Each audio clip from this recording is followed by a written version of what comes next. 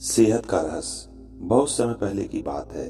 किसी गांव में शंकर नाम का एक वृद्ध व्यक्ति रहता था।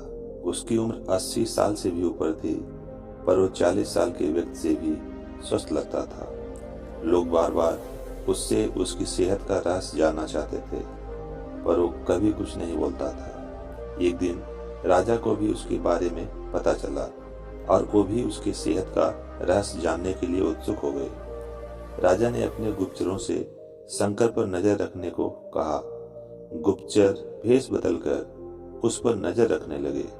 अगले दिन उन्होंने देखा कि शंकर भोर में उठकर कहीं जा रहा है। वे भी उसके पीछे लग गए। शंकर तेजी से चलता जा रहा था।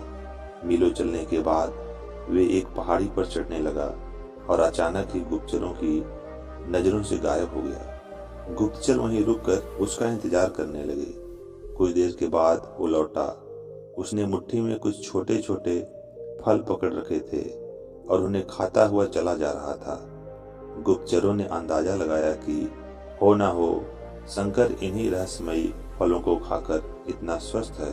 अगले दिन दरबार में उन्होंने राजा को सारा किस्सा कह सुनाया।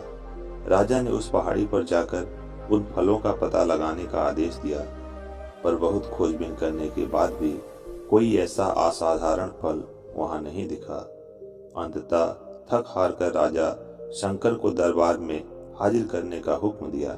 राजा शंकर, इस उम्र में भी तुम्हारी इतनी अच्छी सेहत देखकर हम प्रसन्न हैं। बताओ, तुम्हारी सेहत का रहस्य क्या है? शंकर कुछ देर सोचता रहा और फिर बोला, महाराज, मैं रोज पहाड़ी पर जाकर एक रहस्यमयी फल खाता हूँ। वही मेरी सेहत का रहस्य है। ठीक है, चलो हमें भी वहां ले चलो और दिखाओ वो कौन सा फल है। सभी लोग पहाड़ी की ओर चल दिए।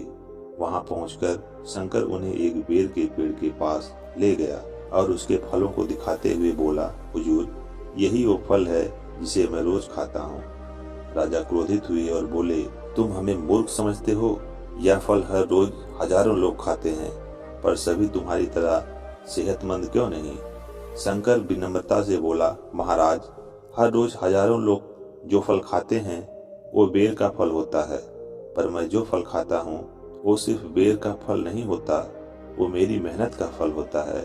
इसे खाने के लिए मैं रोज सुबह 10 मील पैदल चलता हूँ। इससे मेरे शरीर की अच्छी वर्जिश हो जाती है और सुबह ही स्वच्छ हवा मेरे लिए जड़ी बूटियों का काम करती है। बस यही मेरी सेहत का रहस्य है। राजा शंकर की बात समझ चुके थे। उन्होंने शंकर को स्वर्ण मुद्राएं देते हुए सम्मानित किया और अपनी प्रजा को भी शारीरिक श्रम करने की नसीहत दी।